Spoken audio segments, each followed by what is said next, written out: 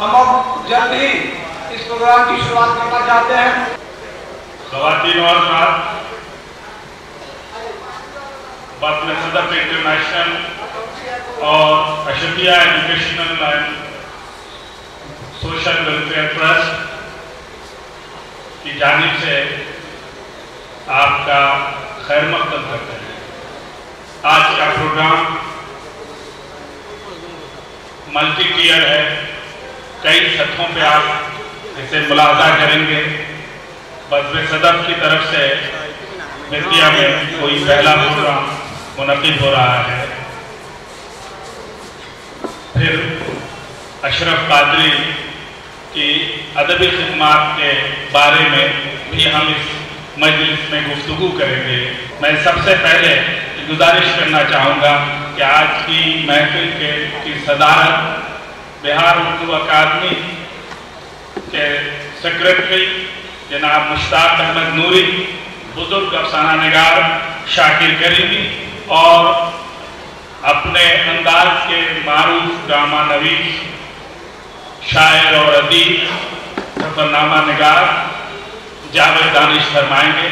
मेरी गुजारिश होगी जनाब मुश्ताक अहमद नूरी से, जनाब शाकिर करीमी से और जनाब जावेद दानिश से कि वो स्टेज पर तशरीफ़ लाएं।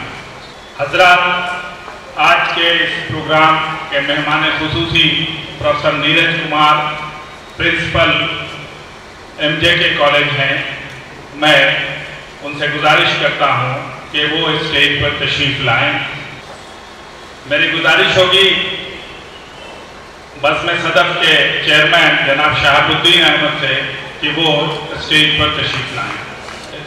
जद्दा में मुक़ीम जनाब मेहताब कद्र, कतर से तशरीफ़ लाए जनाब खालिद दार खान, जनाब अतीक अख्तर स्टेज पर तशरीफ़ लाएं। मेरी गुजारिश होगी जनाब नदीम माहिर और जनाब अहमद अशफाक से कि वो भी स्टेज पर आएँ।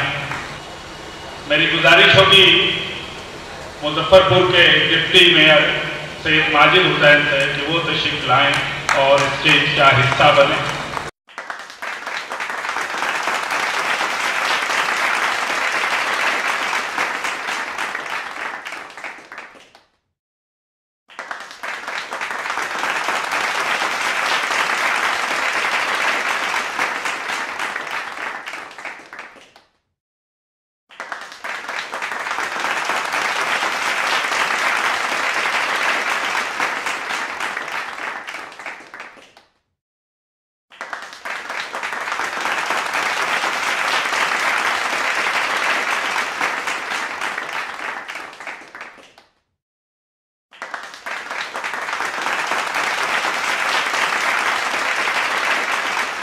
अब मेरी गुजारिश होगी कि जनाब ज़फ़र इमाम तशरीफ़ लाएँ। आज मेरे लिए ये बहुत ही खुशी का मौका है कि वालिद अशरफ कादरी की अदबी खिदमात के सिलसिले में यह सेमिनार मुनक़िद किया गया है। ये खुशाइंद है और हम उम्मीद करते हैं कि आगे भी ये सिलसिला इससे भी ज़ोर शोर से जारी रहे ताकि हमारे बुज़ुर्गों की खिदमत को और भी आगे बढ़ाकर और हम उससे कुछ सीखने का मौका निकाल सकें। इसको आगे बढ़ाने का काम बज़्म सदफ इंटरनेशनल के चेयरमैन जनाब शहाबुद्दीन अहमद साहब का है। कई महफिलें इन्होंने बैनुल-अक़वामी सतह पर हिंदुस्तान में और हिंदुस्तान के बाहर कई दूसरे मुल्कों में इन्होंने मुनक़िद किए और हर महफिल में उन्होंने ये कोशिश की कि किसी बड़े अदीब शायर या कम से कम अपने असलाफ को पहचाना तो जा सके और उनकी खिदमत को सामने लाया जा सके। वैसी शख्सियत जो इस चंपारण में अब तो लामिसाल है, इस तरह की शख्सियतें बहुत कम दिखाई पड़ती हैं। चंपारण में एक ऐसी शख्सियत जो समाजी, अदबी, लसानी, मजहबी और उससे बढ़कर तहजीबी सतह पर जिसने इतना बड़ा काम किया कि आज तक कई लोग ये कहने पर तैयार हैं कि चंपारण में अदबी तहजीब, शेरी तहजीब की जो शुरुआत अशरफ कादरी ने की, वो उसी का इजाफा लोगों ने आगे किया है। तो इस सिलसिले में हम शुक्रगुजार हैं जनाब शहाबुद्दीन अहमद का कि उन्होंने ये तजवीज़ रखी और कई लोगों ने इमदाद फराहम की और आज ये एक खूबसूरत प्रोग्राम आपके सामने हुआ चाहता है। अपने छोटे भाई सफदर इमाम कादरी का भी शुक्रिया तो अदा नहीं कर सकते, लेकिन चूँकि उन्होंने बड़ी सतह पर बड़े शहरों में रहकर अशरफ कादरी जो उनके वालिद मोहतरम हैं, जो मेरे वालिद मोहतरम हैं, उनकी अदबी खिदमत को बाहर लाने का काम वो कर रहे हैं। शुक्रिया। हजरात, शख्सियत पर जब हम काम करेंगे तो इसी तरह करेंगे कि उसके बहुत सारे गोशे रोशन हो जाएं। तो अशरफ कादरी के सिलसिले से आप ये ना घबराएं कि 1 घंटे 2 घंटे में हम बात कर ले रहे हैं तो ये मामला निपट गया। इंशाअल्लाह आप देखेंगे कि ये 2017 ख़त्म न होगा और आप 500 और 1000 सफ़ात पर मुश्तमिल बहुत सारी चीज़ें, उनकी जो गैर मतबूआ चीज़ें हैं वो भी सामने आ जाएंगी और ये सिलसिला एक चल पड़ा है। इंशाअल्लाह आप दुआ कीजिए कि कभी इसमें अब कदम रुके नहीं, इसी तरह से हम काम करते रहें।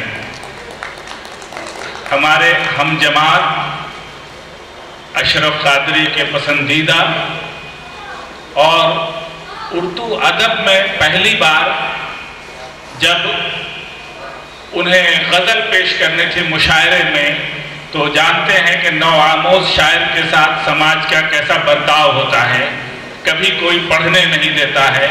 ये एक खुशाइंद मौका था। अनाउंसर ने और ऑर्गेनाइज़र ने तो मना कर दिया कि वो कलाम नहीं पढ़ेंगे। हमारी जिद ये थी कि उन्होंने 3 गज़लें कह ली हैं, तो 3 गज़ल जो कह चुका है वो शायर की तरह से क्यों नहीं सामने आए। अनाउंसर बार बार कह रहा है कि नहीं, सवाल नहीं उठता है, इसमें मशहूर शुअरा पढ़ रहे हैं, आप 4 दिन के हैं, आपकी क्या हैसियत है। लेकिन वो खुशगवार मौका ये था कि उस मुशायरे की सदारत अशरफ कादरी कर रहे थे। हमने कहा कि अब ये झगड़ा हो जाएगा। हमने अनाउंसर को कहा कि अब देखिए, उठकर हम अनाउंस कर देंगे, लेकिन आप नसीम अहमद नसीम को शेर पढ़ने के लिए बुलाइए। अनाउंसर तब भी तैयार न हुए, लेकिन इस झगड़े को मेरे वालिद साहब ने सुना तो पूछा कि क्या मसला है।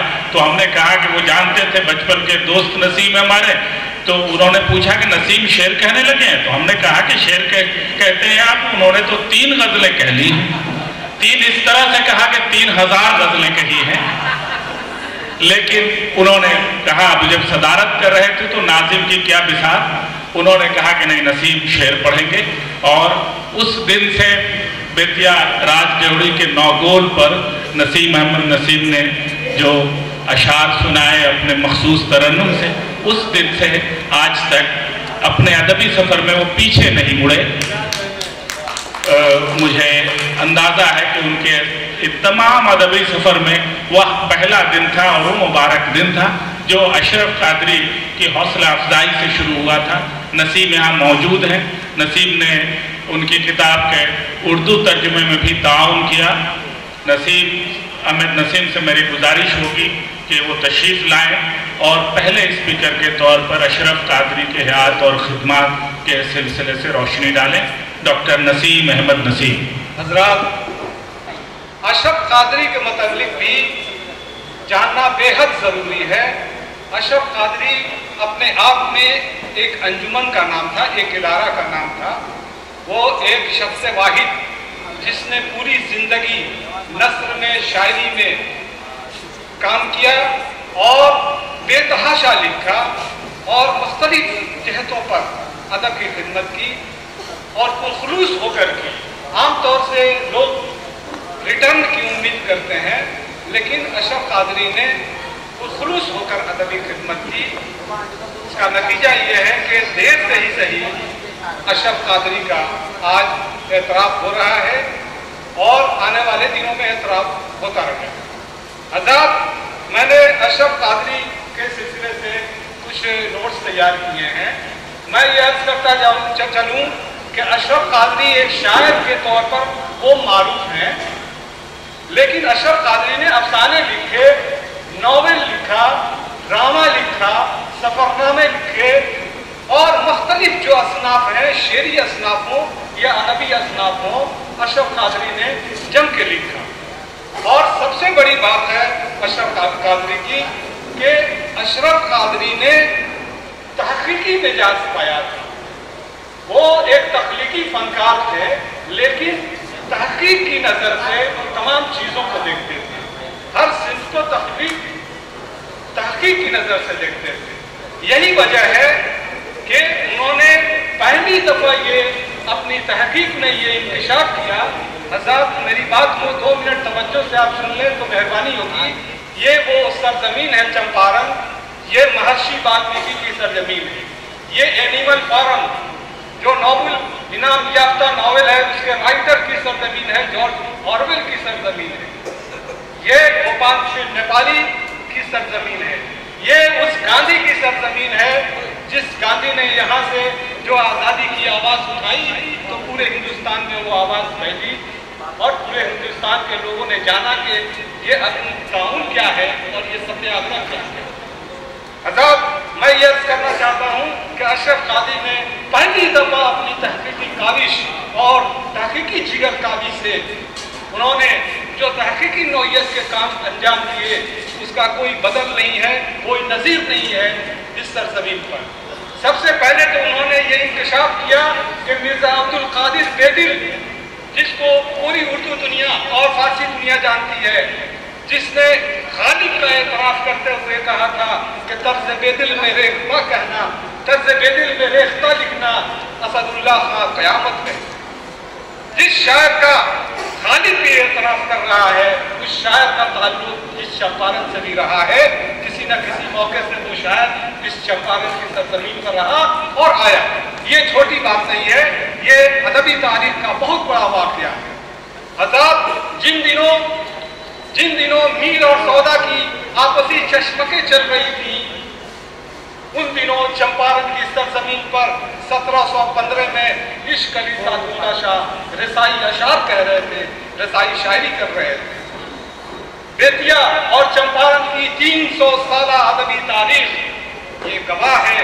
और यहाँ के जो शाहान थे, बेतिया राज के जो महाराजाओं ने जो अदब की सरपरस्ती की और यहाँ पे महाराजा लाइब्रेरी से ऐसे ऐसे कलमी नुस्खे वो लेके गए, खुदा बख्श वाले, आज उनका वो सरमाया है। दीवाने जोशस, दीवाने साहिब, दीवाने फिदवी, ऐसी ऐसी नादिर चीज़ें मखसूतात यहीं से खुदा बख्श लाइब्रेरी में पहुँची हैं, यहाँ महाराजा लाइब्रेरी से। आज़ाद ये बहुत ही कदीम अदबी मरकज़ है। यहाँ तमाम हिंदुस्तान और हिंदुस्तान के बाहर के मतबा शोहरा आप ये ज़रा भी तसव्वुर न करें कि हम छोटी जगह पे एक आए हैं। ये बहुत ही अहम तरीन अदबी जगह है।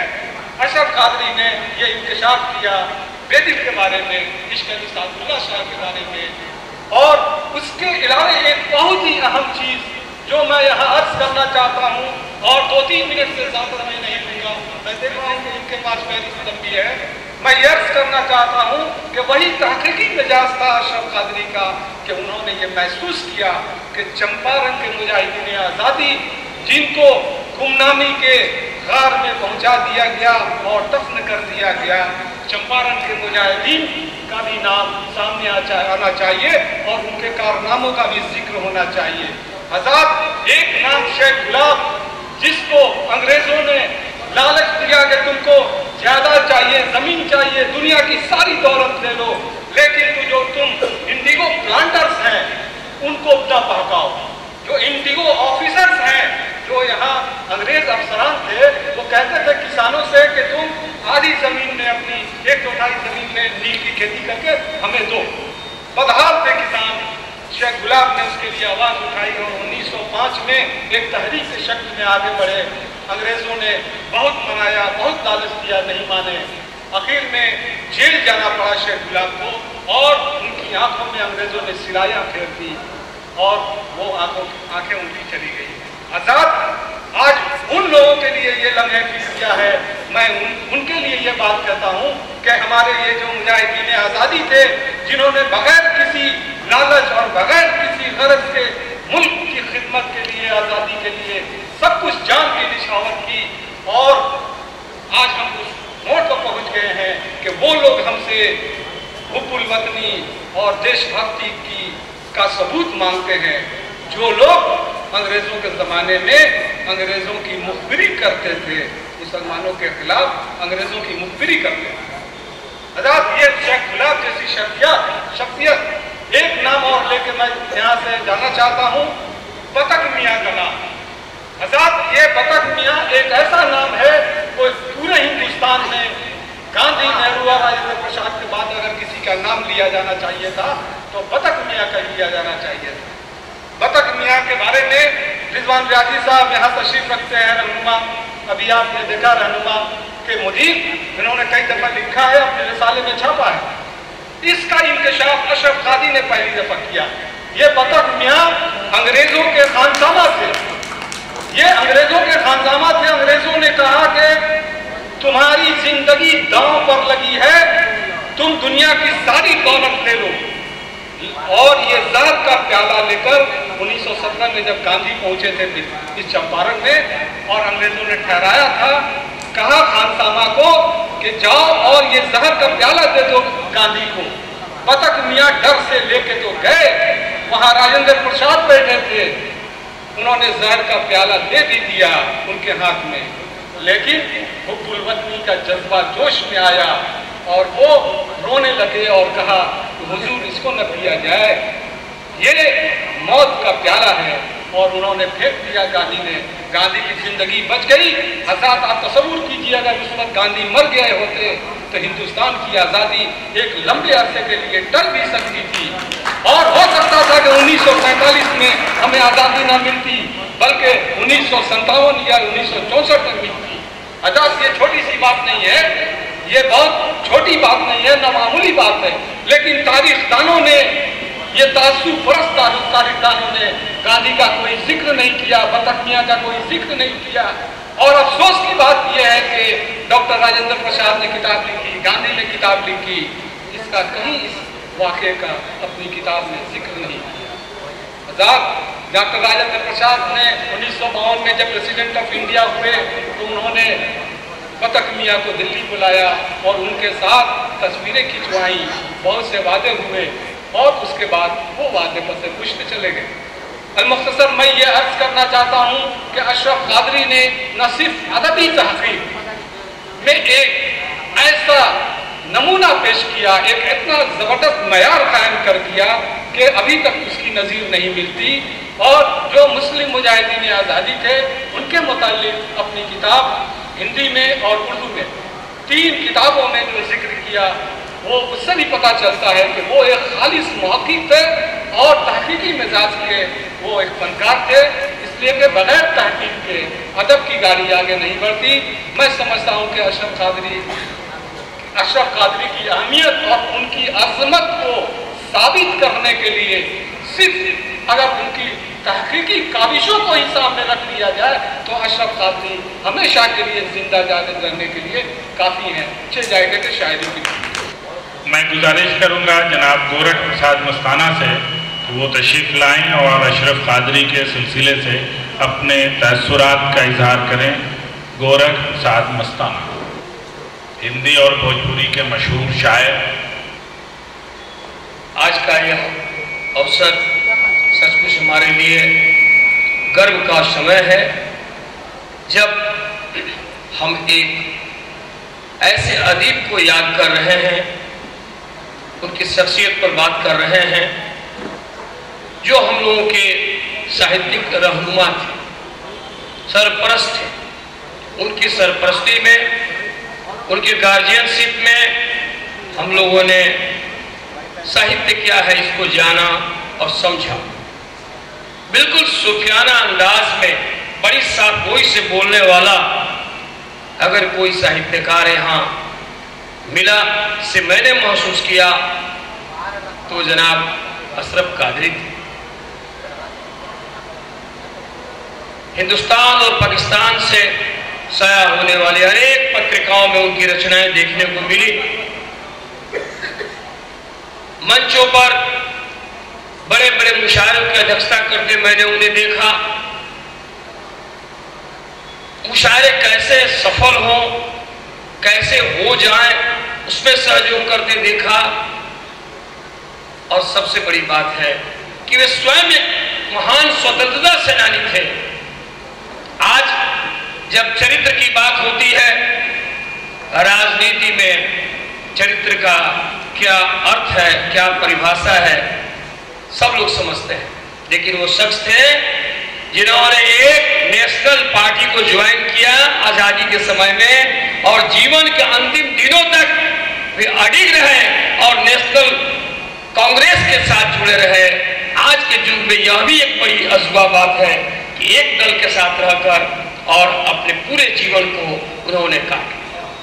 साहित्य की दुनिया में अशरफ कादरी का जो मकाम है, चाहे वो नॉवेल हो या कहानियां हो, गजलें हो, नाटक हो, आकाशवाणी से उनके नाटक प्रसारित होते थे। जब हम लोग छोटे छोटे थे तो उस समय आकाशवाणी ही मनोरंजन का साधन होता था, कुछ सुनने सुनाने का साधन होता था।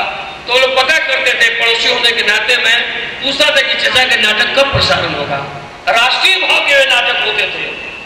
तो उनकी शख्सियत को हम किस शब्दों में व्यक्त करें और किस रूप को रखें, एक नाटककार के रूप में, एक गजलकार के रूप में, कहानीकार के रूप में, एक उपन्यासकार के रूप में उन्होंने जो काम किया, उर्दू साहित्य की जो खिदमत की। अभी हमारे प्रोफेसर साहब कह रहे थे, नसीम मोहम्मद नसीम जी, कि उन्होंने मुजाहिदे आजादी या आजादी के परवानों की जो किताब लिखी 107 वैसे लोगों की चर्चा उन्होंने की।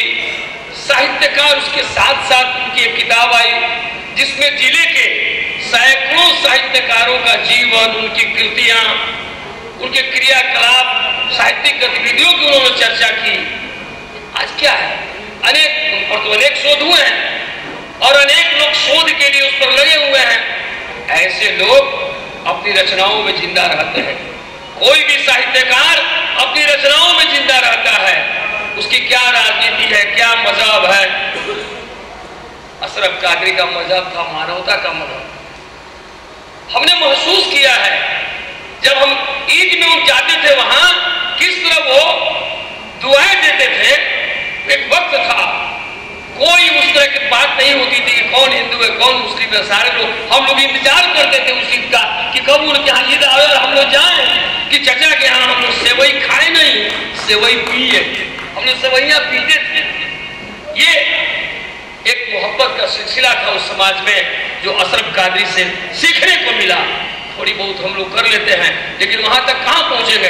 मैंने शुरू में कहा वो एकदम सूफियाना मिजाज के व्यक्ति थे, लेकिन बड़े हार्ड थे भाई। मैं इस पर भी आपसे चर्चा करूंगा संक्षेप में कि मिजाज के कड़े थे। कड़े मतलब डिसिप्लिन थे, डिसिप्लिन चाहते थे, स्वयं वो अनुशासित थे, नमाजी तो थे ही, जीवन में अनुशासन था। यही कारण था कि एक सीनियर वकील होकर भी वे मेरी दृष्टि में बहुत सफल वकील नहीं थे। सफल मतलब पैसा कमाने की दृष्टि से, क्योंकि वे झूठ बोलने वाले वकील थे नहीं।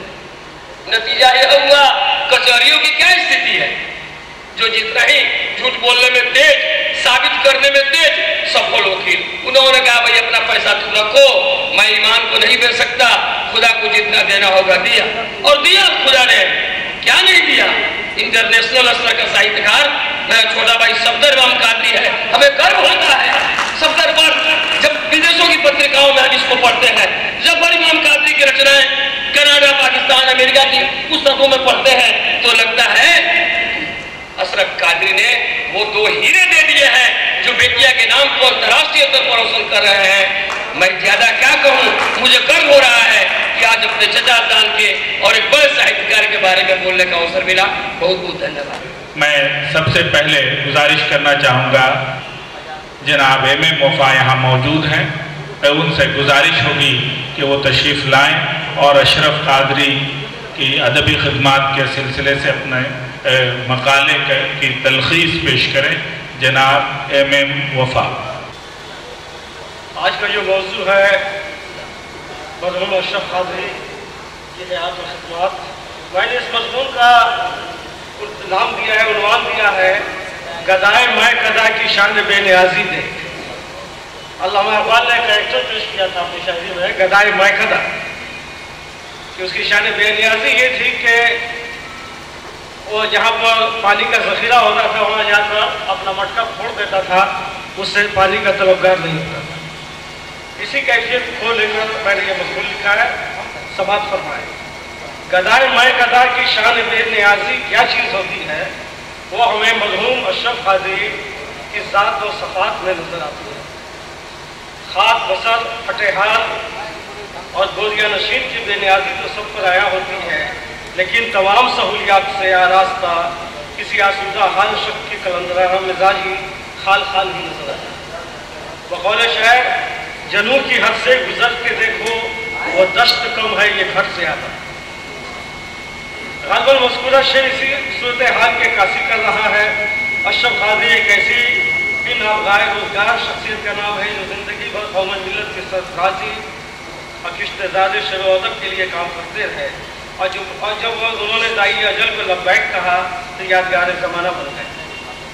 میرا ہی ایک شعر ہے کہ مجھ سے ملنا ہے تو پھر رنگ سخن طے کر لو، مجھ سے ملنا ہے تو پھر رنگ سخن طے کر لو، ہے میری ذات کے بھی آئینہ خانے کتنے. ظاہر ہے یہ تعلی کا شعر ہے، اس میں خود ستائی کا جو انداز ہے میں عملی طور پر اس کا اہل ہو ہی نہیں سکتا ہوں، لیکن اشرف قادری کی شخصیت اور خدمات کے تناظر میں اس شعر کی معنویت زندہ جاوید رہتی ہے. واقعی ان کی ذات ان کے کارناموں کا وہ آئینہ خانہ تھی جس میں کئی عکس بنتے اور بگڑتے، ڈوبتے اور ابھرتے ہوئے نظر آتے ہیں. اشرف قادری مجاہد جنگ آزادی تھے، سچے محب وطن تھے، مسلمان تھے، اپنی ملت کے فخار تھے، نہ ان سے وطن کے پاسدار تھے، سماجی اصلاحی تعلیمی اور دینی اداروں کے روبدار تھے، ایک دلبین مدبر، ایک باشعور رہنما، ایک مخلص قافلہ سالار تھے. میدان شاعری میں اپنی جداگانہ شان رکھتے تھے. انہوں نے شاعری خوب کی، نثر میں بھی قلم کے جلوے دکھائے اور نثر کے کئی شاہکار باقیات کو چھوڑ گئے. انہوں نے افسانے لکھے، مضامین لکھے، ناول لکھی، ڈرامہ لکھا، ڈائری اور سفرنامہ لکھا اور تحقیقی نوعیت کے مقالے اور مضامین تحریر کیے. غرض کہ ان کے ادبی کارنامے اتنے کثیر و بسیط ہیں کہ جزیات کا مطالعہ کیے بغیر ہم ان کی ہماگیریت کا احاطہ نہیں کر سکتے. چمپارن کی زمین زرخیز ہونے کے باوجود مظلومیت کا درد سہتے سہتے اتنی بے رحم اور بے مروت ہو چکی ہے کہ یہاں کسی قلمکار کو اس کا واجبی حق اس کی زندگی میں ادا کرنے کی کوئی روایت ہی قائم نہیں ہو سکی. عزت و قدر و منزلت صرف اسے ملی جو وطن سے نکل گیا. ریت اور پتھر کی قیمت تبھی طے ہوتی ہے جب وہ بازار میں آ جاتی ہے. یہاں نہ کوئی بازار تھا اور نہ شعر و ادب کی جن سے گرا مایا کے قدردان. اشرف قادری اپنی زمینی وطن سے چپٹے رہے. محدود وسائل کے باوجود انہوں نے اپنی وسعت سے کہیں زیادہ کام کیا. کئی سمتوں میں اپنے قلم کے نقوش چھوڑے، لیکن کبھی بھی نہ انہیں ستائش کی تمنا رہی نہ سلے کی پرواہ. وہی شان بے نیازی دامن گر رہی جو انہیں گدائے میں گدا بنا دیا.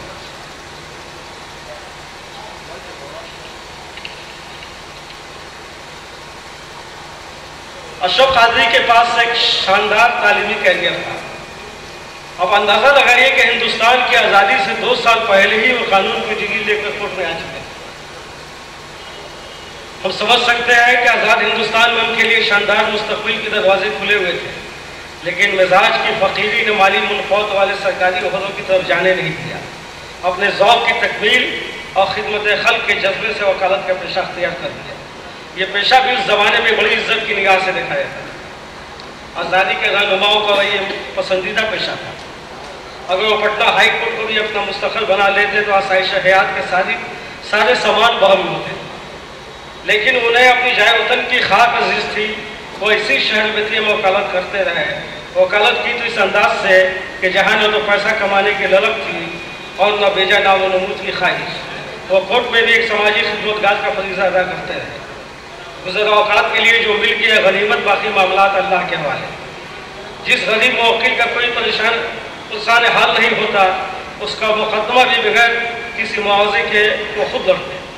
मैंने अपने दो मुतल्लिक़ीन के मुक़ादमात में उनसे रुजू किया था, लेकिन कानूनी चाराजोई के लिए न तो उनकी तरफ से कोई मुतालबा हुआ और न मैंने कुछ दिया।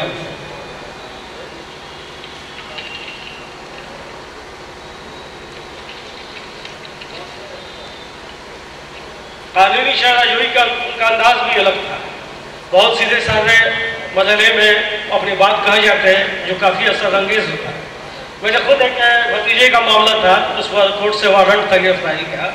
तो मैंने उनसे कहा, उन्होंने कहा कि ठीक है चलो, और मजिस्ट्रेट के पास ले गए। उन्होंने कहा कि हुजूर ये मेरे घर का लड़का है, गलत सोबत में पढ़ के ख़राब हो गया है, इसे सुधरने का एक मौका दीजिए, इसकी ज़मानत मैं लेता हूँ। और उसकी ज़मानत हो गई। कहने का मतलब यह है कि इंकसारी और सादगी में जो ताकत होती है वह कानूनी मुशर्राफियों और वकालताना बहस में वो बात पैदा नहीं हो सकती है जो मैंने अशरफ कादरी के यहाँ देखा। ये उनकी ज़ात की बहुत बड़ी खूबी। वो ज़ाब्ता औकात के बहुत पाबंद थे, पंचवक्ती नमाजी थे, बाजमात नमाज पढ़ते, वक्त पर खाते, वक्त पर लिखते पढ़ते और वक्त पर सो जाते। उनके साथ दीनी, इल्मी, सियासी, अदबी, जमाती मशागिल भी थे, लेकिन उनके पास हर किसी के लिए और हर काम के लिए वक्त था। उनके राइशगाह, हाजिर मंजिल, उसके मुतल्लिक़ीन गवाह हैं। उनके घर का दरवाज़ा हर किसी के लिए खुला रहता था। उनके मिलने जुलने और चाहने वालों की कमी न थी। वो हर किसी को वक्त देते, उनकी बातें सुनते, उनके मसाइल को हल करने की मखदूर हर कोशिश करते। शख्सियत में जाज़बियत, गुफ्तार में शीरनी, किरदार में शफाफियत, मामलात में ईमानदारी, रख रखाव में वालाहनापन और ज़िंदगी में सलीक़ामंदी, ये सब ऐसे लवाज़मात थे जो उनके रोज़मर्रा का हिस्सा बनकर रह गए थे। अब ढूंढने से भी ऐसे लोग कहाँ मिलते। हज़रत अशरफ कादरी के मिजाज में कलंदरी ज़्यादा थी, लेकिन उनके जुर्रत-ए-जुनदाना उन्हें खींच कर सियासत की तरफ ले। इस पैराग्राफ को मैं बतौर ख़ास पढ़ना चाहता हूँ आप लोगों के लिए, ख़ास तौर से मीडिया वालों के लिए, कि इस तनाजुर में देखें। जब हम उनके माजी के औलाद पलट के देखते हैं तो हमें कैसे मुजाहिद आज़ादी से वास्ता पड़ता है जो 1942 में महात्मा गांधी की क़यादत में लड़ी जाने वाली जंग आज़ादी में सीना से पर खड़ा था। 26 अगस्त 1942 में बेतिया में जब आज़ादी के मत वालों पर अंग्रेज सिपाहियों के जरिए गोलियां बरसाई गई, वो इस जुलूस में शरीक थे।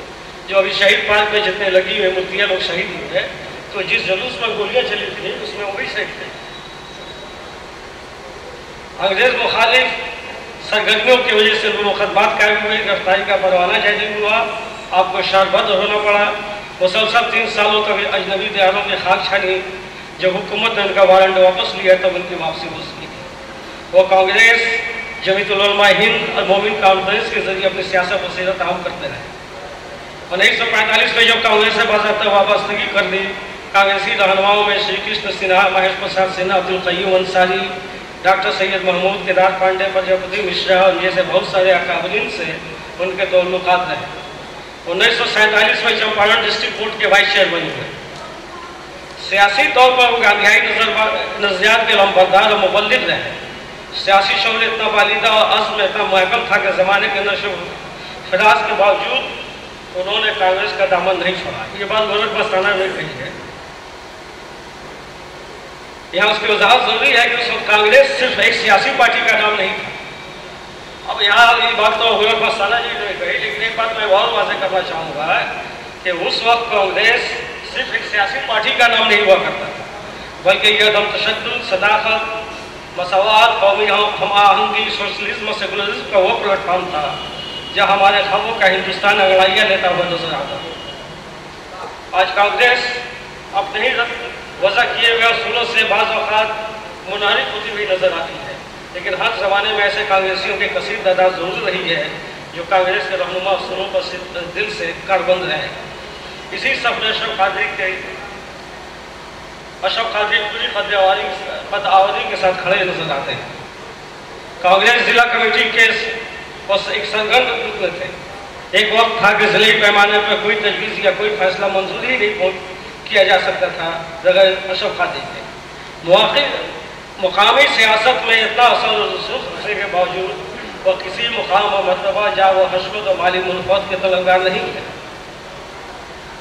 اب اس سے آگے کی بات کو غور سے ان کے ہم سفر کئی سفید پوشوں نے کانگریس میں جانے کا خاطر خواہ فائدہ اٹھایا۔ سرکاری ٹینڈر لینا، بیتیا راج کی زمینیں لوٹ کرانا، الیکشن کے اخراجات کے نام پر کمائی، کمیشن خوری، سرکاری نوکریوں میں اپنے عزیز و خارج کو جگہ دلوانا، یعنی کوئی کسر نہیں چھوڑی گئی۔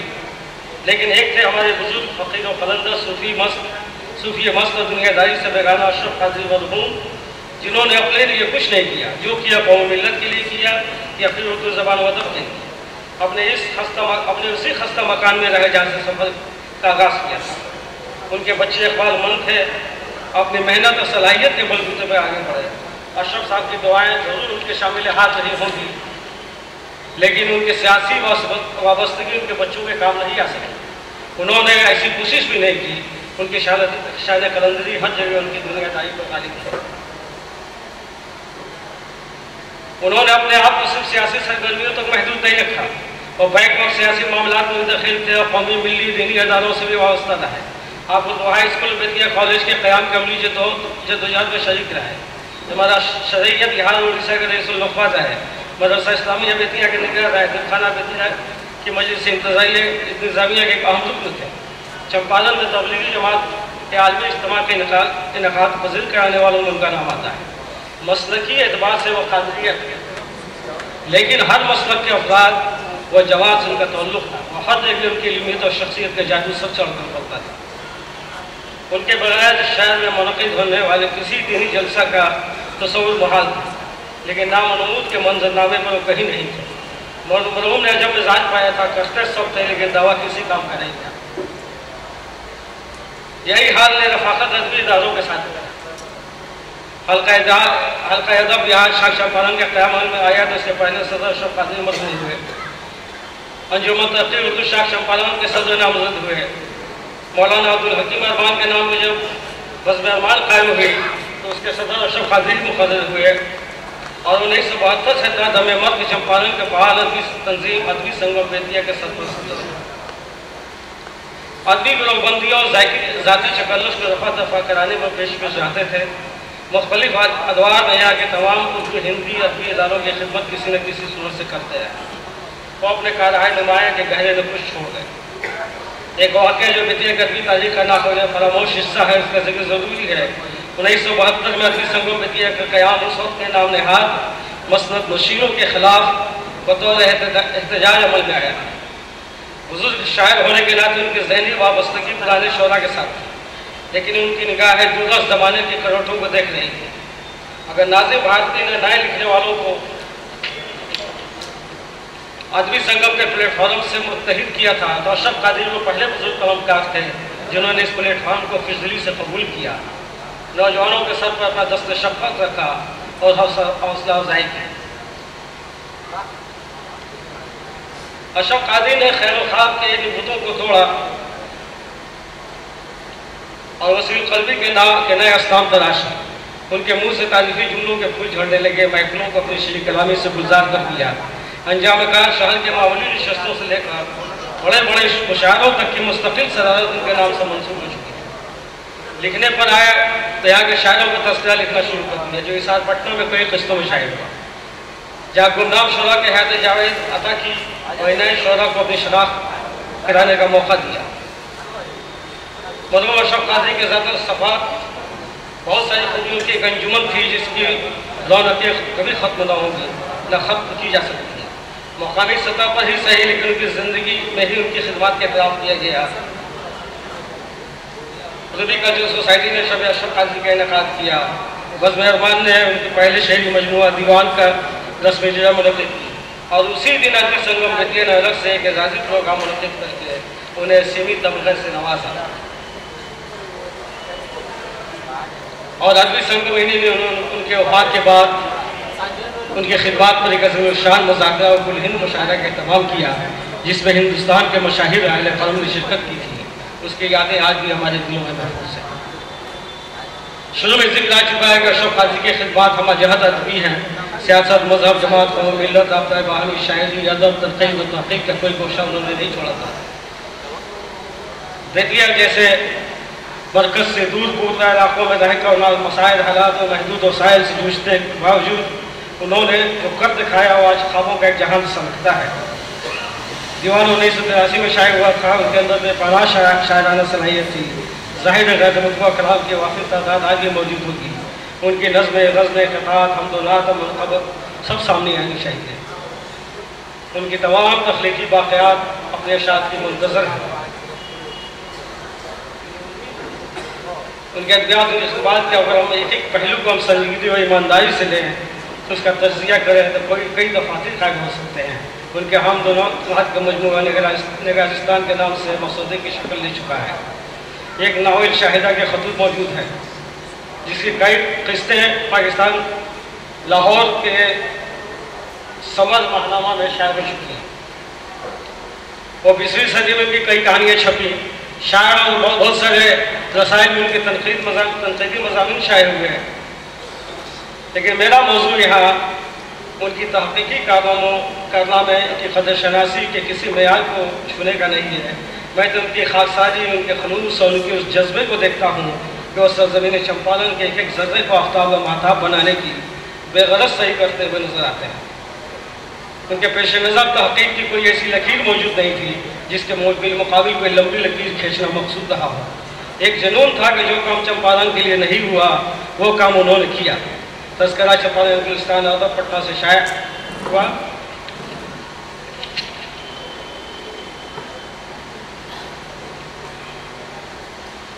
उनकी दूसरी तहक़ीक़ी किताब चंपारण के मुस्लिम मुजाहिदीन आज़ादी है। ये किताब हिंदी में भी शाया हुई और शेख गुलाब पर जो एक तहक़ीक़ी किताब है वो भी हिंदी में शाया हो चुकी है। ये सब अशरफ कादरी के अदबी फतवात के नमूने हैं। नज़र अशरफ कादरी के ग़ज़लियात के ग़ालिब इर्तिकाज़-ए-ज़ात और आला अखलाक़ी क़दरें हैं जिसकी जड़ें कहीं न कहीं के पाकीज़ा घरेलू माहौल और वालिदैन के खाकसाराना तीनत से नमू हासिल करती हुई नज़र आती है। नज़्मों में जो अज़्म इस्तक़लाल, हौसलामंदी, इनक़लाब की बातें हैं वो तारीख़ आज़ादी और सियासत से वाबस्तगी का नतीजा है। और तहक़ीक़ और जस्तजू का मादा बहुत कुछ नया कर दिखाने का जज्बा शुरू से उनके सजिश में शामिल था जो तज़किरा और तहक़ीक़ में वाशवाफ हुआ। इतना नहीं, अशरफ कादरी के खून में जो शेर अदब का ख़मीर शामिल था इसका अब समय उनके साहिबजादों में नज़र आता है। सफ़दर इमाम कादरी ने मरहूम की तहक़ीक़ी बसीरत को कबूल किया और उसे वसअत देकर मिनहाज तक पहुँचाया और मरहूम की शायराना इख्तिसास ज़फ़र इमाम कादरी के लिए शायरी की तरग़ीब बनी। आज ज़फ़र गज़ल के ताज़ाकार शायरा की फ़हरिस्त में अपना मुकाम रखते हैं। अशरफ कादरी मरते दम तक अपने किरदार और गिरफ्तार के लालो बहल लुटाते रहे हैं। अपनी अंजात को अंजुमन बनाना और अंजुमन से अंजुमन आराई तक वो हर मरहले से कामयाब गुजरे। उनकी ज़िंदगी और मौत दोनों हमारे लिए काबिल रश्क रही। उनके कारनामे हमारे लिए लायक इत्तबा हैं।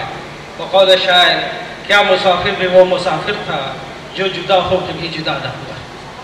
वो हिंदुस्तानी नए हिंदुस्तान से बाहर भी अपनी रोशनी बखेर रहा है।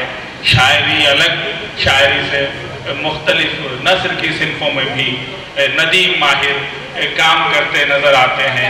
ये कैसा अच्छा इत्तेफाक है कि नदीम माहिर ने अशरफ कादरी की शायरी को भी अपने तज़किये का मौजू बनाया। नदीम माहिर साहब से मेरी गुजारिश होगी कि आएँ और अशरफ कादरी की हमदिया और नातिया शायरी के हवाले से अपने ख्यालात का इजहार करें।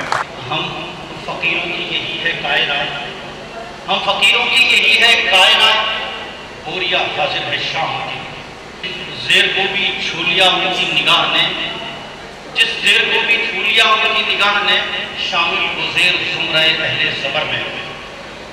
मैं अशरफ कादरी साहब के हमद नात के हवाले से चंद बातें करूँगा कि हमद और नात ऐसी दो सिनफ़ें हैं कि जिनका ताल्लुक़ सिर्फ आपके अदब से नहीं है बल्कि ये बराह रास्त आपके दीन, इस्लाम और अक़ीदे से मजबूत होती है। चुनांचे हम में मुबालगे से तो काम लिया जा सकता है क्योंकि अल्लाह रब्बुल इज़्ज़त की ज़ात बेनियाज़ लफ्ज़ों में समाई नहीं जा सकती। वो कादिर मुतलब है, खालिक़ कुल है, राज़िक़ इंस व जिन है, हर तारीफ़ उसी को ज़ेबा है। वो रब है, वो हलीम व गफ़ूर है। गर्ज़े के रोशनाई सूख जाए, बल्ब थक कर गिर जाए तो अल्लाह की तौसीफ़ का हम एक ज़र्रा भी नहीं बयान कर सकते।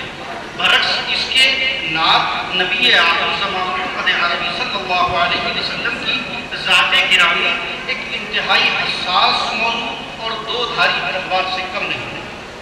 یہاں اگر آپ کی شان میں کمی ہوتی ہے تو آپ کا ایمان خطرے میں، اور اگر زیادتی ہوتی ہے تو بھی آپ اپنے ایمان کی خیر میں ہیں، کیونکہ آپ رب نہیں لیکن رب العالمین کے سب سے مقرب ہیں۔ آپ مالک عرش تو نہیں لیکن مالک عرش بری کی مہمان نوازی کا شرف اس کائنات میں صرف آپ ہی کو حاصل رہا ہے۔ خلیل اللہ، کلیم اللہ، اللہ نے آپ سے پہلے دنیا میں مبعوث فرمائے، لیکن معراج جیسا واقعہ نہ تو انسانی آنکھوں نے دیکھا اور نہ سنا۔ یہ آپ کا معجزہ تھا کہ رب کریم نے کائنات میں دنیا کے وقت اور اس کائنات کی دھڑکنوں کو روک دیا، اور آپ نے مکہ مکرمہ سے بیت المقدس تک، جنت اور دوزخ 7 آسمانوں تک لمحے کے 1000ویں حصے میں وہ سفر مکمل کیا جو کسی کے واہمے میں بھی نہیں آ سکتا۔ یہ تمہید میں نے اس لیے باندھی کیونکہ میرے سامنے عقیدتوں سے لبریز، ایمانی جذبوں سے سرشار ایک عطر دان کی طرح خوشبو بکھیرتا ہوا حمد و نعت پر مشتمل مسودہ موجود ہے۔ مرحوم اشرف قادری صاحب کی تحریر کی سادگی ایمان کی حلاوتوں سے لبریز قاری کے لیے زبان و دل کے ساتھ ساتھ آنکھوں کی تطہیر کا سامان بھی فراہم کرتی ہے۔ مثلا آپ نے ہم کو یہ خیال پیش کیا کہ نواز اشرف خستہ کو ہے خدائے کریم اس عقل سے جس کو عقل سلیم کہتے ہیں۔ یہ عین ایمان ہے کہ وہ عقل گمراہ ہے جو اللہ اور اس کے رسول کو نہ مانے، وہ ذہن و فراست و تعلیم تہذیب سب ہیج ہے جو انسان کو اپنے رب سے دور کر دے۔ شاعر نے اسی عقل کو طلب کیا، یا پھر آج کے عالم میں بہت مختصر کرتا جا رہا ہوں، یا پھر آج کے عالمی تناظر میں مسلم امت کے حال کا بہت نقشہ کھینچا ہے کہ صرف میرا ہی کیا ہے سینہ فکار، تیرے بندوں کو اب نہیں ہے قرار، اپنے بندوں کی لے خبر یا رب، شام غم کی بھی ہو سحر یا رب۔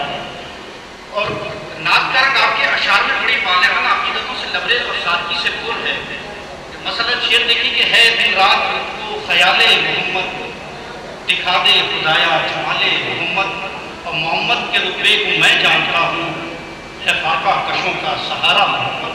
آخر میں آخری پیراگراف یہ کہ یہ آخر بڑی نعمت ہے، شاید اس نعمت کی معراج جب بھی ہوگی جب روز حشر 2 دیدار ہوں، ایک دیدار اللہ تبارک و تعالیٰ کے نور کا دیدار ہوگا، اور دوسرا دیدار نبی اکرم صلی اللہ علیہ وسلم کے روح مبارک کا دیدار ہوگا۔ شاید زمین و آسمان میں اس نعمت سے بڑھ کر کوئی نعمت ہوگی جس کی گواہ یہ 2 آنکھیں بنے گی۔ اشرف قادری صاحب نے شاید اس منظر کو اپنے انداز میں بیان کیا ہے کہ سر حشر تشریف لائیں گے جب وہ تو دیکھیں کہ جی بھر کے روئے محمد۔ ہمارا ایمان کامل ہے کہ آپ صلی اللہ علیہ وسلم صاحب ایک کوثر ہیں، اور نیک بندوں کو اللہ کے فضل و کرم سے اس جام سے سرفراز کریں گے۔ میں بڑے خوشی سے کہہ سکتا ہوں کہ یہ حمد و نعت کا مجموعہ ہمارے ادب میں ایک بابرکت اضافہ ثابت ہوگا۔ خوش قسمت ہے جناب شہاب الدین احمد صاحب، خوش قسمت ہے جناب صدر امام قادری صاحب، ظفر امام صاحب اور درجے کے تمام وہ حضرات جنہوں نے اس کام میں اور اس مشن میں محنت کی ہے، اور ان کے تمام رفقا کی یہ سعادت اللہ نے ان کے حصے میں لکھی۔ اللہ تعالیٰ اس کام کو فرمائے، ہمارا خاتمہ ایمان پر فرمائے۔ میں گزارش کروں گا ڈاکٹر واحد نذیر سے کہ وہ تشریف لائیں۔ یہ حسن اتفاق ہے کہ انہوں نے بھی اشرف قادری کی حمدیہ اور نعتیہ شاعری کو ہی موضوع بنایا۔ ڈاکٹر واحد نذیر جامعہ ملیہ اسلامیہ دہلی میں درس و تدریس کے فرائض انجام دے رہے ہیں، مشہور شاعر، نقاد اور محقق ہیں، تاریخ گو ہیں۔ تشریف لائیں اور اشرف قادری کے سلسلے سے اپنے خیالات کا اظہار کریں۔ ڈاکٹر واحد نذیر۔ ایک ایسی عظیم شخصیت کی خدمات کے اعتراف کی کوشش کی گئی ہے جن کی زندگی کے 1-2 پہلو نہیں بلکہ ابھی جو آپ نے گفتگو سنی ہے اب تک، اس کی روشنی میں بھی کم سے کم 8 پہلو سامنے آ چکے ہیں، اور ہر پہلو ایسا تابناک کہ اس پر جداگانہ سیمینار اور جداگانہ کام کی ضرورت ہے۔ اشرف قادری کی نعتیہ شاعری کی غزل، مثنوی، مخمس اور مسدس کی حیتوں میں فکری سادگی اور موضوعاتی تنوع کی عمدہ مثال ہے۔ فکری سادگی سے میری مراد اشرف قادری کا وہ طریقہ اظہار ہے جو فلسفیانہ مشغافیوں کا مرہون نہیں ہوتا، بلکہ نہایت عجز و انکسار کے ساتھ شعری پیکر میں ڈھلتا چلا جاتا ہے۔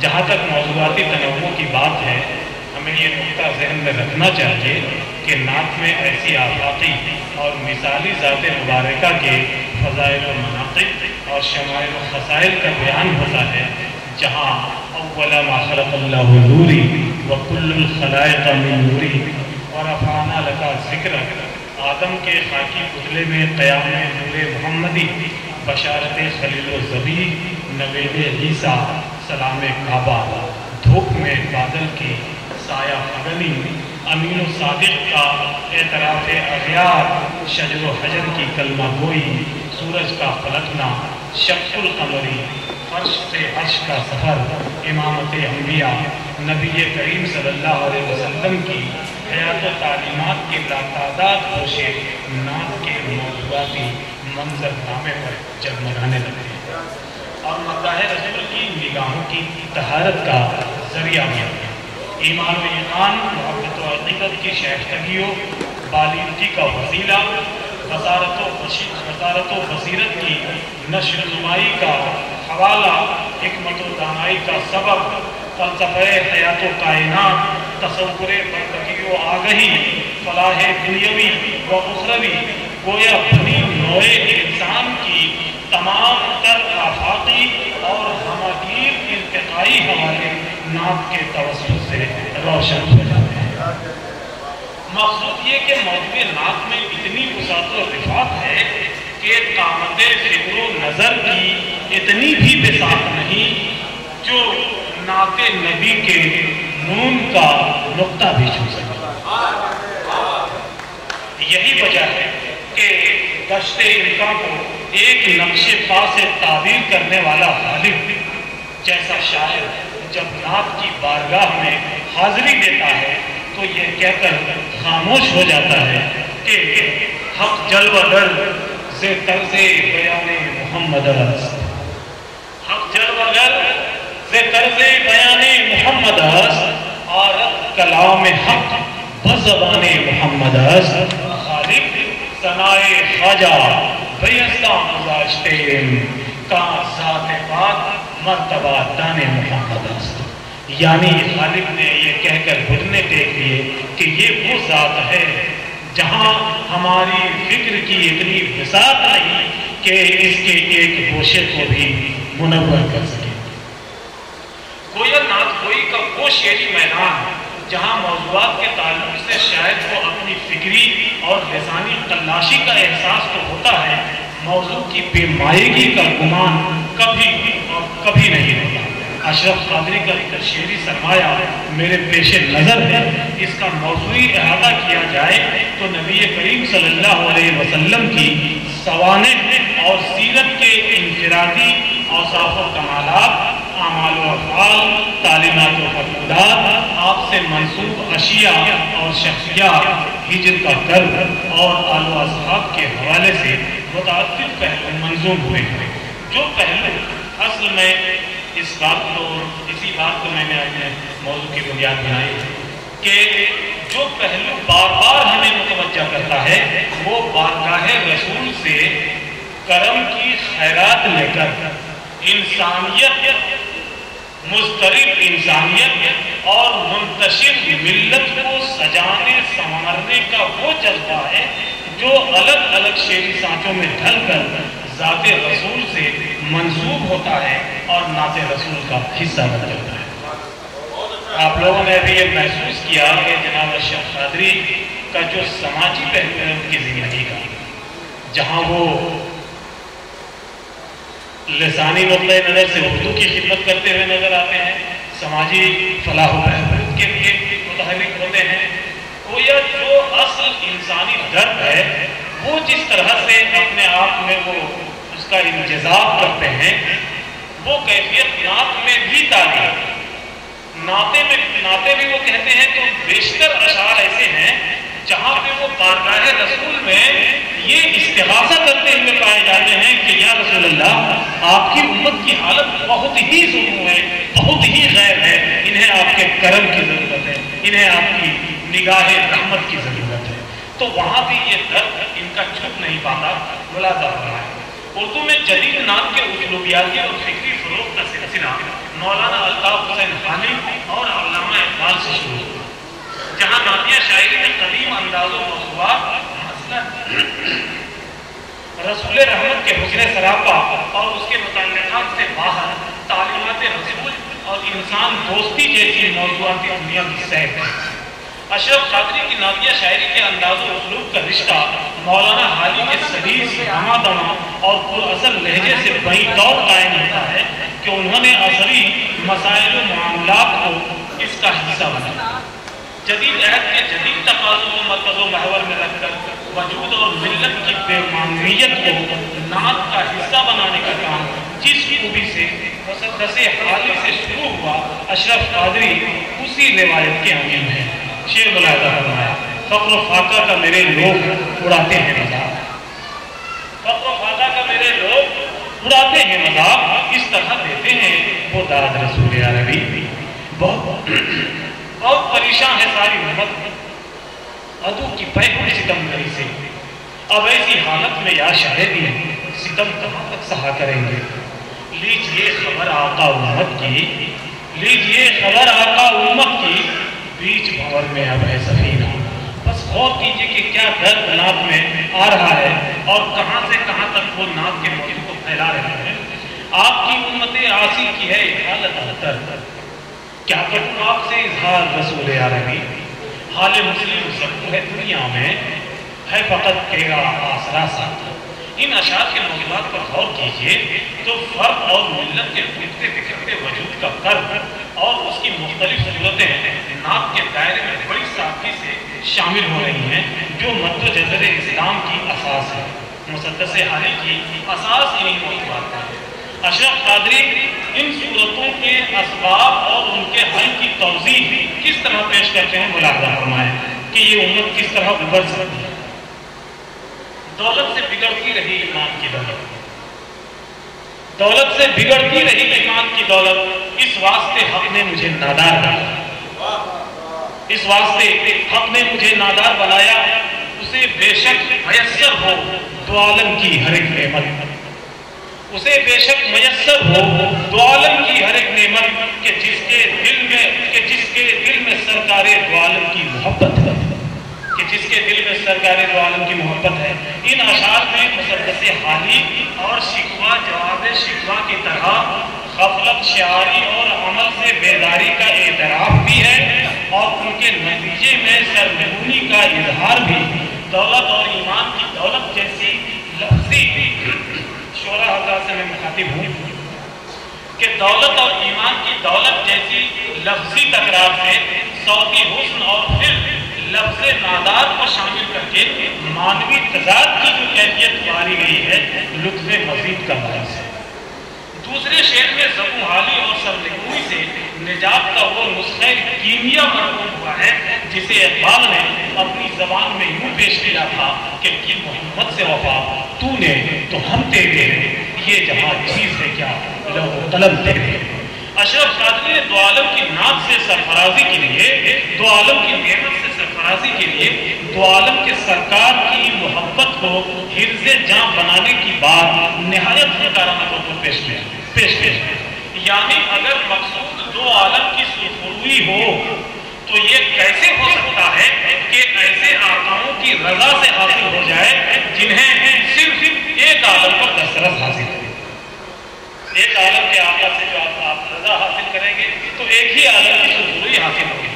گویا دونوں عالم یعنی دنیاوی اور اخروی نعمتوں سے مالا مال ہونے کی تمنا ہے تو ان کی رضا کے بغیر ممکن نہیں جو دونوں عالم کے سردار ہیں۔ فرد و ملت کی زبوں حالی کا موضوع اس وقت اور بھی چمک اٹھتا ہے جب اشرف قادری کچھ اور چاہیے سب میرے دینا کے لیے کی ضرورت محسوس کرتے ہوئے غزل کے پیرائے کو خیرباد کہتے ہیں اور محمد کے قدر وسیع پیکر کو اظہار کا ذریعہ بناتے ہیں۔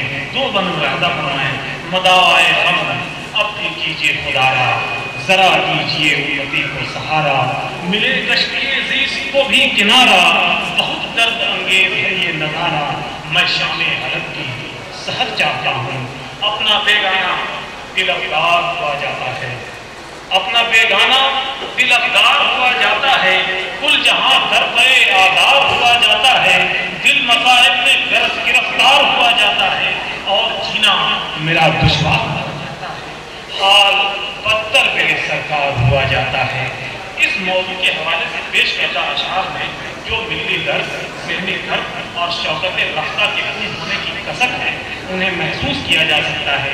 ملت کی حالی، اغیار کے سلوک اور ظلم و جبر کی پوزش فہم نے شاعر کو ایک خاص اضطرابی کیفیت کا سرمایہ دار بنا دیا ہے۔ ایسی صورتحال میں پناہ و امان کی خاطر شاعر کا روح سخن، یہ جملہ ملاحظہ فرمائیں ندیم ماہر صاحب، ایسی صورتحال میں پناہ و امان کی خاطر شاعر کا روح سخن بارگاہ عرش وقار کی طرف ہو جانا ہجری ہے۔ اس تغاضے کی یہ کیفیت ایک اور جہت سے ان اشعار میں روشن ہوتی ہے جن میں شاعر اصلی خرابیوں اور ناہمواریوں سے تنگ آ کر بارگاہ نگاہ اور کوچے عالم پناہ کی طرف، بارگاہ رحمت نگاہ اور کوچے عالم پناہ کی طرف امید بھری نظروں سے دیکھتا ہے۔ اشرف قادری کے اشعار میں ملاحظہ فرمائیں کہ نصیب اپنا جگانا چاہتا ہوں، نصیب اپنا جگانا چاہتا ہوں، کرے رحمت پہ جانا چاہتا ہوں۔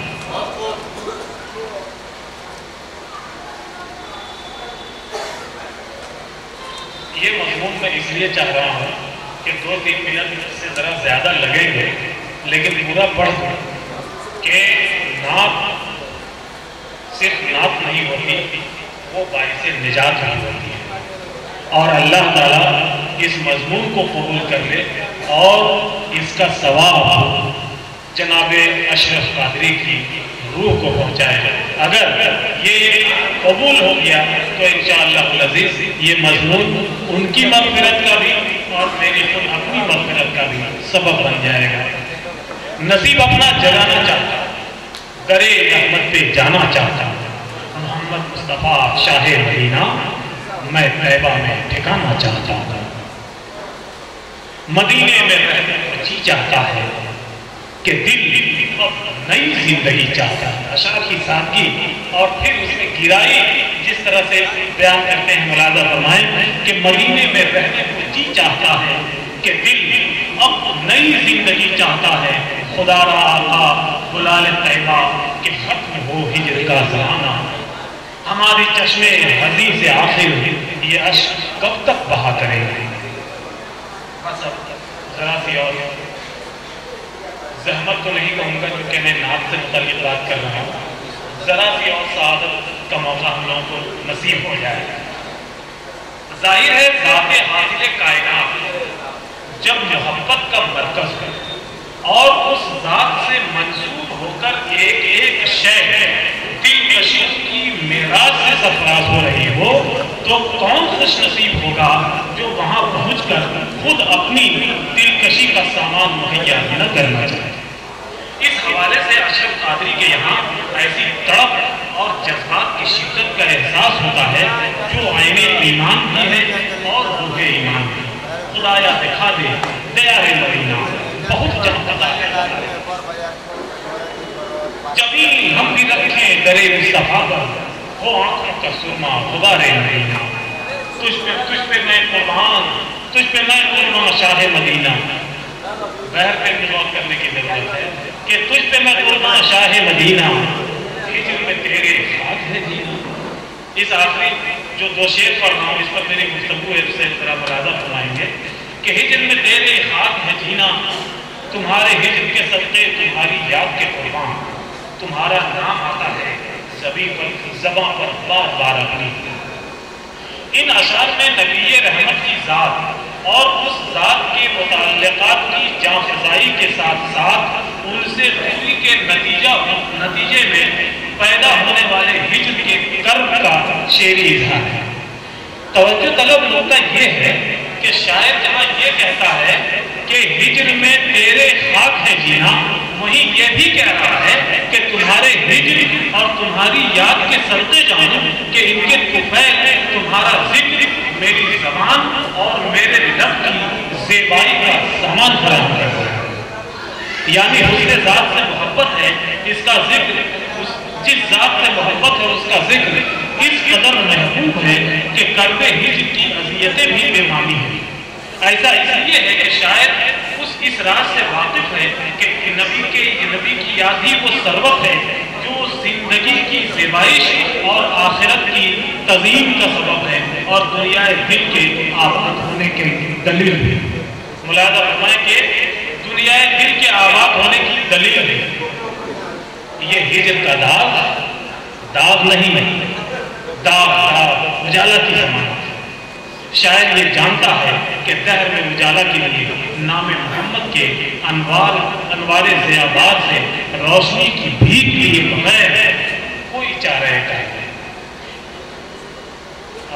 میں چاہ رہا کہ اچھا جی بس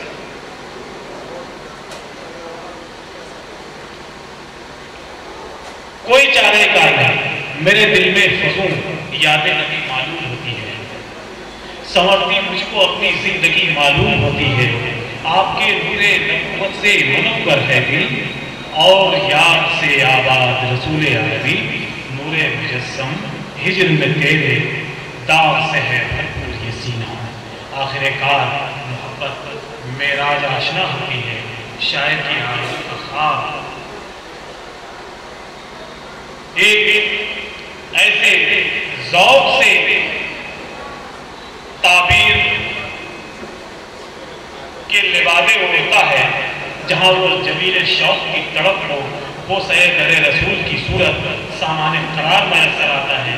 از روز ازل تا قیام قیامت وقت کی پہنائیوں میں جس بارگاہ کی دوسری مثال نہیں، اس کی روشنی سے جسم و جان کے ایک ایک طاقت کو منور و مجلہ کرنے کی تمنا اس حد تک پہنچتی ہے کہ کیفے مسلم بادئے عرفاں، کیفے مسلم بادئے عرفاں جھوم رہا ہوں ہوش میں رہ کر۔ ہے منظر گنبد خضرا کا ایسا دل نشیں اشرف، ہے منظر گنبد خضرا کا ایسا دل نشیں اشرف کہ ہر انسان کے چہرے پر خوشی معلوم ہوتی ہے۔ اس درے اقدس پہ جا کر شان قدرت دیکھیے، سر جھکانے کے لیے مجبور ہو جاتا ہے دل۔ رہے طیبہ میں اشرف ایک ایسا بھی مقام آیا، تڑپ اٹھی جمیل شوق جب بے اختیار ہے۔ دراصل یہ ذات رسول کا فیضان ہے کہ انسانی حیات کائنات اور اس کے متعلقات گرچہ اپنے مرکز و محور میں گردش کرتے رہتے ہیں، لیکن جیسے ہی اس ذات سے نسبت پاتے ہیں ان سے نئی معنویت کی شعاعیں پھوٹنے لگے ہیں۔ روشنی حرا کی دلکشی، صدائے بارہ کی دلگدازی، آخری خطبے کی جامعیت اس لیے نہیں ہے کہ ان کی جداگانہ حیثیت ہے، بلکہ انہیں ذات رسول سے نسبت کی سعادت حاصل ہے۔ اشرف قادری کی نعتیہ شاعری کی قدر و قیمت اس حوالے سے توجہ طلب ہے کہ انہوں نے نہ صرف انفرادی درد کو بلکہ اجتماعی اور ملی مسائل و معاملات کو نعت نبی کا حصہ بنا کر رسول رحمت کی نگاہ چارہ ساز کا حقدار بنا دیا ہے۔ بہت بہت شکریہ۔ بزم صدف انٹرنیشنل کی جانب سے شہر بیتیا میں منعقدہ آج کا یہ بین الاقوامی کانفرنس بزم صدف کا جہاں بھرپور تعارف آپ کے سامنے پیش کیا گیا، پھر اس کے بعد شہر بیتیا کے مایہ ناز سپوت جناب اشرف قادری کی شخصیت اور سوانح پہ ایک بھرپور سیشن کا انعقاد عمل میں آیا۔